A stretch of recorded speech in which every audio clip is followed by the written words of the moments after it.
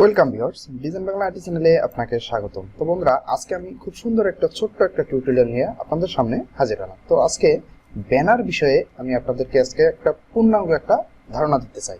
তো দেখুন, আমার এখানে কিন্তু একটা 3 ফিট বাই 5 ফিট ব্যানার খুব সুন্দর করে মেনশন করে দেওয়া আছে যে একটা রেস্টুরেন্টের ব্যানার হবে। তিনি এখানে বিক্রি করেন খাসির কাচি, মোরগ পোলাও, খিচুড়ি, স্যুপ ইত্যাদি, এই 4-5টা আইটেম। সো এই 4-5টা আইটেমের উপর আমার কিন্তু এই ব্যানারটা তৈরি করতে হবে। যাই হোক, আমি এই ব্যানারটা খুব সুন্দরভাবে তৈরি করছি এভাবেই, মানে তার চাহিদা অনুযায়ী বা পছন্দ অনুযায়ী। তিনি আমাকে এর আগের একটা স্যাম্পল দেখাচ্ছিলেন যে হ্যাঁ, আমাকে এরকম লাগবে, তো এর মধ্যেই একটু মডিফাই করে দিলেই হবে, ব্যাস। তো যাই হোক, আমি ওনার স্যাম্পলটা দেখার পর আমি জাস্ট ওর মধ্যেই একটু একটু গর্জিয়াস করে এই দিয়ে দিয়েছি। খুব সুন্দর, উনি পছন্দ করছে, ব্যাস হয়ে গেছে। ক্লায়েন্ট পছন্দ করলে আর আপনার কোনো এডিট করার প্রয়োজন নাই, যা আছে তাই আপনি সাবমিট করে দিবেন, ঠিক আছে। তো এটা অবশ্যই একজন বাংলাদেশি ক্লায়েন্ট। সো দেখুন, এখানে ঠিকানা দেখতে পাচ্ছেন, মুগ্ধা হাসপাতালের সামনে, হক বেকারির গলি। ওকে, তো আজকে আমরা A to Z কাজটা শিখবো যে কিভাবে একটি ব্যানার ডিজাইন করতে হবে, সাইজ, মেজারমেন্ট এবং 3 ফিট 5 ফিট কি অরিজিনালি 3 ফিট 5 ফিট সাইজ নিয়ে কাজ করব না ইঞ্চিতে কাজ করব, এবং পরিশেষে তার আউটপুট সেটআপের জন্য কিভাবে আমাকে করতে হবে বা দিতে হবে সে সম্পর্কেও আজকে আমরা খুব সুন্দরভাবে শিখবো। এর আগে কিন্তু আমি বিভিন্ন ধরনের এই ব্যানার ডিজাইন সম্পর্কে আপনাদেরকে ধারণা দিয়েছি। অনেকে আবার প্রশ্ন করছে আসলে আমার 3 ফিট 5 ফিট আমি ইঞ্চিতে নিয়ে কাজ করলাম, পরে তো আমি ফিট তৈরি করতে পারি না, এই করতে পারি না, ওই করতে পারি না। তো আজকে আমি A to Z বোঝানোর চেষ্টা করব। অবশ্যই আপনি ভিডিওটি স্কিপ করবেন না, তাহলে কিন্তু বুঝতে পারবেন না। তো যাই হোক, সর্বপ্রথম আমাদের কাজ হবে কি, যে কোনো ডিজাইন করতে গেলে আমাদের কি সর্বপ্রথম কাজ হচ্ছে মেজারমেন্টটা নেওয়া, ঠিক আছে। তো অবশ্যই আমি এখান থেকে রেক্ট্যাঙ্গেল থেকে একটা মেজারমেন্ট সিলেক্ট করে নেব। তো দেখুন, আমি এখানে মেজারমেন্টটা নেব 3 ফিট বাই 5 ফিট। যেহেতু ক্লায়েন্ট আমাকে বলছে 3 ফিট বাই 5 ফিট হবে, তো সেই ক্ষেত্রে আপনাকে 3 ফিট বাই 5 ফিট বলুক, 5 ফিট বাই 10 ফিট বলুক, 15 ফিট 20 ফিট বলুক, যেটাই বলুক, আপনাকে ফিট যে কথাটা বলবে সেটাকে আপনি ইঞ্চিতে কনভার্ট করে নেবেন। সেটা কেমনে, যেমন আমাকে 3 ফিট বলছে, আমি এখানে 3 ইঞ্চি নেব, এবং এখানে 5 ফিট বলছে, আমি 5 ইঞ্চি নেব। তো দেখুন, আমি এখানে 5 ইঞ্চি দিলাম এবং নিচে হাইটে 3 ফিটের জায়গায় 3 ইঞ্চি দিলাম। দেখুন, 5 ফিটের জায়গায় 5 ইঞ্চি, 3 ফিটের জায়গায় 3 ইঞ্চি। ওকে প্রেস করলাম। তো আমি এখানে কি দেখতে পেলাম, আমার একটা সাইজ চলে আসলো।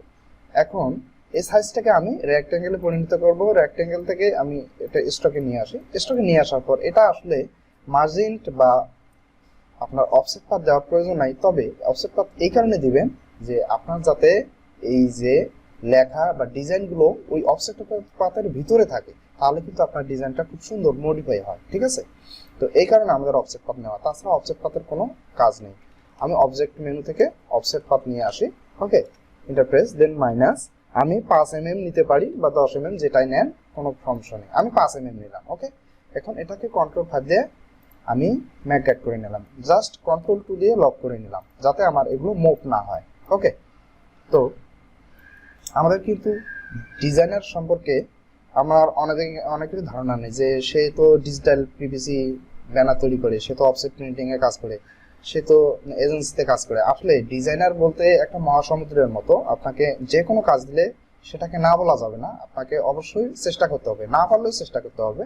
তবে ডিজাইনের কাজ শেখার শেষ নেই। A to Z যত প্রতিনিয়ত আপনি বিভিন্ন ধরনের কাজ সামনে আসবে, করবেন, একটা একটা করে অভিজ্ঞতা অর্জন হবে, ঠিক আছে, এটা মনে রাখবেন।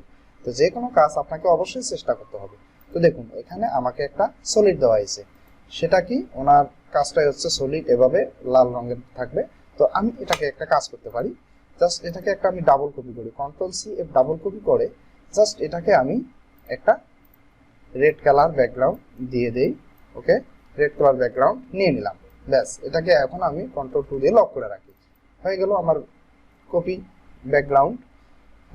তো এখন হচ্ছে ওনার আগে নামটা নিতে হবে। দেখি আগে নামটা কি।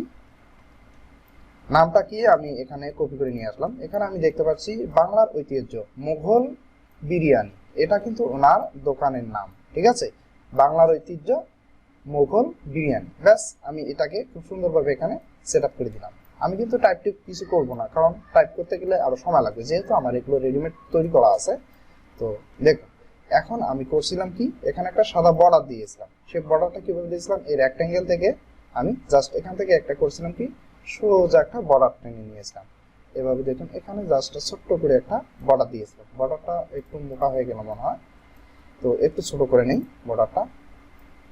ওকে, এতটুকু হলেই চলবে, একটু নিচে নামাই দিলাম, ব্যাস একটু অ্যালাইনটা ঠিক করে দেই। ওকে, এখন আমার দেখুন এখানে কিন্তু হয়ে গেল। এখন ওনার কিছু লেখা বা টেক্সট করে দিতে হবে। এই টেক্সটটা পরবর্তীতে আর একটু ছোট করে দেওয়া হয়েছিল, এতটুকু করে রাখা হয়েছিল। তো যাই হোক, এখন আমি এই টেক্সটটা নিব। টেক্সটটা নেওয়ার পর দেখে আমি এখানে কপি করে নিয়ে আসি, জাস্ট এখানে একদম সেন্টার অ্যালাইন করে বসিয়ে দেবো, যেভাবে আপনি পারেন সেন্টার অ্যালাইন করতে। এখন আমি এই যে হলুদ বর্ডারটা ইউজ করছিলাম, এখানে একটা সলিড হলুদ ইউজ করা হয়েছে, সেটা কিভাবে আমি দেখুন এখান থেকে জাস্ট এখানে একটা সলিড টেন নিয়েছিলাম, ব্যাস এখানে হয়ে গেল। এখন আমি এখানে এর ভিতরে যে লেখা আছে কিছু, এটাকে একটা কন্ট্রোল থ্রি দিয়ে হাইড করে নিই, এই লেখাটাকে আমি উপরে নিয়ে আসবো, তাহলে অ্যারেঞ্জ থেকে একদম সেন্ট। দেখুন এখানে ব্যাকওয়ার্ড বলতে নিচে যাবে, আর ব্রিং টু ফ্রন্ট এবং ব্রিং ফরওয়ার্ড মানে হলুদের উপর চলে আসবে। তাহলে ফ্রন্ট দিয়ে দিই, দেখি কি অবস্থা হলো। দেখুন এখন আমার ফ্রন্টে চলে আসছে কিন্তু, ঠিক আছে, ব্যাস এখন এটাকে আমরা সেন্টার করতে পারি। ওকে, হয়ে গেল। এখন চাইলে আমি এখানে আর একটা সাদা বর্ডার দিয়ে দিতে পারতাম, তাহলে কিন্তু আর একটু মডিফাই হয়তো। আমি দিয়ে দিয়েছিলাম কিন্তু ক্লায়েন্ট বলছে না, নিচের সাদাটা দেওয়ার দরকার নেই। ওকে, আমি ওখান থেকে রিমুভ করে দিয়েছি, ব্যাস এখন হয়ে গেল। যাই হোক, আমি একটু আপনাদেরকে দেখানোর চেষ্টা করতেছি। ওকে, এখন আমার এখানে যে কয়েকটা প্রোডাক্ট আইটেম আছে, যে এখানে মেনুগুলা, তো এই মেনুগুলো কিন্তু এখানে অ্যাড করা হয়েছে। ওকে, তো এই মেনুগুলো আমি একটু কপি করে নিয়ে আসি। তো এগুলো আপনি হতাশার কোনো কারণে এগুলো আপনি কোথা থেকে কালেক্ট করতে পারবেন আমি বলতেছি। আপনি সরাসরি অনলাইনে গিয়ে জাস্ট সার্চ করবেন। এটা কি, আমার প্রথমে আছে গরুর তেয়ারি নামে সার্চ করছিলাম, খাসির কাছি নামে সার্চ করছিলাম। তো আমি যে এখান থেকে জাস্ট একটা দেখাই, এখানে আমার দেখুন এটা কিন্তু রেক্ট্যাঙ্গেল থেকে তৈরি করা, ঠিক আছে, প্রত্যেকটাই। তাহলে আপনি খুব সহজে এটা কাজ করতে পারবেন। ওকে, তারপর এটা ম্যাক ক্লিপিং বা ক্রপ করে এটা জাস্ট জায়গা মতো বসাই দিবেন। ওকে, খুব সুন্দর হয়ে যাবে, ব্যাস। এখন আসলো আমার নিচে আর একটা বর্ডার ক্রিয়েট করতে হবে। এখানে আমি আর একটা বর্ডার ক্রিয়েট করতেছি এখানে। ওকে, এখন দেখুন সাইটে দুইটা কিন্তু আমি ইউজ করছিলাম বর্ডার, এখানে বর্ডার আমি সাইটে এখানে ইউজ করতে পারি। এখানে দেখি, এখানে না দিলেও চলে অথবা দিলেও চলে, যেহেতু উনি দিতে চেয়েছিল এই কারণে আমি এখানে দিয়ে দিয়েছিলাম, ঠিক আছে। তো আমি দেখি আগে এটাকে খুব সুন্দরভাবে এখানে অ্যাডজাস্ট করে দিলে কেমন হয়। একটু বড় করে নিতে হবে, বড় করে নেওয়ার পর কিন্তু আসলে এই যে খাবারটা দেখতে পাচ্ছেন, এই খাবারটা কিন্তু আমাকে একটু ভিতরের দিকে দিতে হবে, না হলে এই বর্ডারের সঙ্গে যদি লেগে থাকে তাহলে কিন্তু খারাপ দেখা যাবে ডিজাইনটা। ওকে, তো এটা আসলে আমি একটু দিয়ে দিলাম, একটু করে ভিতরের দিকে দেই, অথবা আপনি অ্যালাইন থেকে খুব সুন্দরভাবে দিয়ে দিবেন। আমার যেহেতু কাজ বেশি নাই এই জন্য আমি, হ্যাঁ, এখন এই বর্ডারটাকে এদিকেও নিয়ে আসি। তো এটা দেওয়া হয়েছে এদিকে নাকি, না দেওয়া হয় নাই, এখান থেকে এখানেও দিয়ে দিলাম, ব্যাস হয়ে গেল। এখন এখানে আছে কি অর্ডার নেওয়া হয়, এই টার্মটাও আমরা এখানে দিয়ে দেব, ব্যাস এটাকে আমরা এখানে সেট করে দিলাম। এখন রইল কি ওনার যোগাযোগ নাম্বার এবং ঠিকানা। তো এটাকে আমি কিন্তু খুব ছোট্ট করে এখানে দিতে পারি, ঠিক আছে, ব্যাস এখানে আমি এটাকে একটু ছোট করে অ্যাডজাস্ট করে দিব। ওকে, এখানে হয়তো একটু গ্যাপ দেখতেছেন, এখানে একটু নিচে নিচে নেমে পড়ছে মনে হয় সবকিছু, এই কারণে কিন্তু একটু গ্যাপটা কম দেখা যাচ্ছে। তো যাই হোক, আমি গ্যাপটা এখন ঠিক করতেছি। ওকে, হ্যাঁ, গ্যাপটা মোটামুটি আমার পূর্ণ হয়ে গেছে, ঠিক আছে। এখন আমি এটাকে জাস্ট একটু জাস্ট 1 মিলি 2 মিলি উপরে উঠাই দিতে পারি। ওকে, অথবা আপনি করতে পারেন কি, এটাকে জাস্ট একটু ছোট করে দিতে পারেন এই সলিডটা, ব্যাস হয়ে গেল। এখন আপনি বলতে পারেন যে আসলে আপনার এই টেক্সটটা তো এই অফসেটের নিচে চলে আসছে, অফসেট পাথটা যে নিলেন। তো আসলে দেখুন এখানে আপনার যেহেতু এটা ব্যানার তৈরি হবে, ব্যানার কিন্তু আপনাকে অবশ্যই যে সাইজ কাটিং মার্কটা দেখতে পাচ্ছেন তার আরো 1 ইঞ্চি বা 1.5 ইঞ্চি বড় করে কিন্তু আপনাকে দেওয়া হবে, ঠিক আছে, একবারে যে আপনার এই সোজা কাটবে তা না, এর চারদিক দিয়ে কিন্তু 2 ইঞ্চি করে আপনি 1 ইঞ্চি বা 1.5 ইঞ্চি করে পাবেন একটা জায়গা। ঠিক আছে, এখন আমরা এখান থেকে টোটালি আনলক করে নেই।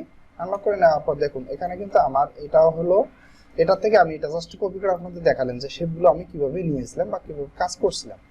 তো আমি টোটালটাই সিলেক্ট করলাম, সিলেক্ট করে এখানে আমার সাইজ দেখাচ্ছে 3 inch by 5 inch. Okay, group করলাম, দেখি আমি গ্রুপ করে নিয়েছি। কন্ট্রোল 3 দিয়ে একটু হাইড করে নেই, দেখি কি অবস্থা দাঁড়ায়। ওকে, এখন ধরুন আমি এই প্রথমটা ফেলে দিচ্ছি, এটা দরকার নেই। আমি যেহেতু এটাকে তৈরি করলাম, কন্ট্রোল জি দিয়ে গ্রুপ করে নেই, কন্ট্রোল জি দিয়ে গ্রুপ করে নিলাম। ব্যাস, দেখুন সর্বপ্রথম আপনি এখানে কি লক্ষ্য করবেন, দেখুন এখানে আপনার চারদিক দিয়ে কোনো রকম কোনো অবাঞ্ছিত ডিজাইন বা শেপ চলে গেছে কিনা সেটা আগে লক্ষ্য করবেন। তো দেখুন আমার কিন্তু এখানে একটু মেবি আসছে নাকি, আসে নাই। আচ্ছা যাই হোক, যতটুকু আসছে কোনো প্রবলেম না, এখানে আসে নাই। কন্ট্রোল ওয়াই দিয়েও আপনি দেখতে পারেন, দেখুন আমার এই বর্ডার থেকে চারদিক দিয়ে আসছে কিনা, এখানে কিন্তু একটু বের হয়েছে। তো অবশ্যই আপনি এগুলো ঠিক করে দিবেন। হ্যাঁ, কন্ট্রোল ওয়াই দিয়ে দেখবেন, আউটলাইন অপশন কন্ট্রোল ওয়াই, অথবা আপনি এই যে ভিউ মেনু থেকে এখান থেকে আপনি দেখতে পারেন। হ্যাঁ, এখান থেকে আপনি দেখতে পারেন, এই যে পিকচার প্রিভিউ, এখান থেকে কন্ট্রোল ওয়াই, জিপিইউ প্রিভিউ, এবং আবারও কন্ট্রোল ওয়াই দিলে আপনার কিন্তু ঠিক হয়ে যাবে। ওকে, তো এখন আসি আমাদের মেইন কাজে। আমাদের কিন্তু পুরোপুরি ডিজাইনটা হয়ে গেল। তো ডিজাইন হয়ে গেল, এখন আমাদের সেটআপ কিভাবে ওটা আউটপুটে রেডি করব। তো আউটপুটে রেডি করার জন্য আমাকে অবশ্যই এটা কাজ একটা করে দিতে হবে। 3 ফিট যেহেতু 5 ফিট আছে, সেই ক্ষেত্রে আমাকে অবশ্যই এটা করতে হবে কি, আগে সর্বপ্রথম আমি যখন এক ডিভাইস থেকে অন্য ডিভাইসে ট্রান্সফার করার জন্য রেডি করব, তখন অবশ্যই ডিজাইনটাকে আপনি কন্ট্রোল শিফট ও দিয়ে আউটলাইন করে নেবেন। ঠিক আছে, পুরো ডিজাইনটাকে ধরে অল সিলেক্ট করবে, কন্ট্রোল শিফট ও চাপবেন। ঠিক আছে, এটা কথা মনে রাখবেন, সব সময় আপনাকে আপনার পিসিতে যে সকল ফন্টগুলো আছে অন্য পিসিতে সেই ফন্টগুলো ইনস্টল নাও থাকতে পারে। এই জন্য যাতে লেখাগুলো মিসিং না হয় বা নষ্ট না হয়, সেক্ষেত্রে কিন্তু আপনাকে অবশ্যই এটা আউটলাইন করে দিতে হবে। আউটলাইন করার পর দেখুন আপনার টেক্সটগুলো মোটামুটি ভেঙে গেছে, আর কোনো রকম কোনো সমস্যা হবে না। এখন আমি এটাকে করব কি, 5 ফিট বাই 3 ফিটে রূপান্তর করব। এই টপিকটুকু আপনি একটু মনোযোগ সহকারে দেখুন, তাহলে কিন্তু আর জীবনও ভুলবেন না। আমার আছে এখানে 3 ইঞ্চি বাই 5 ইঞ্চি। ওকে, এখন আমি সরাসরি আসবো কত, দেখুন এখানে টুলস বার যা আছে এদিকে, এখান থেকে রোটেট অপশনের ভিতরে একটি স্কেল টুলস নামে একটা অপশন আছে, দেখুন স্কেল টুল, এটা ক্লিক করুন। এটা ক্লিক করার পর এটা সামনে ভিজিবল হলো। তারপর এটাকে আমি ডাবল ক্লিক করতেছি। ডাবল ক্লিক করার পর এখন আমার ডিজাইনটা আছে কি দেখুন, এখন 3 ফিট বাই 5 ফিট আছে। এখন এখানে দেখাচ্ছে কত, 100% ইউনিফর্ম। এখানে যেহেতু আমার 3 ফিট 5 ফিট, এখন আপনাকে এটাও জানতে হবে 1 ফিট সমান সমান কত ইঞ্চি।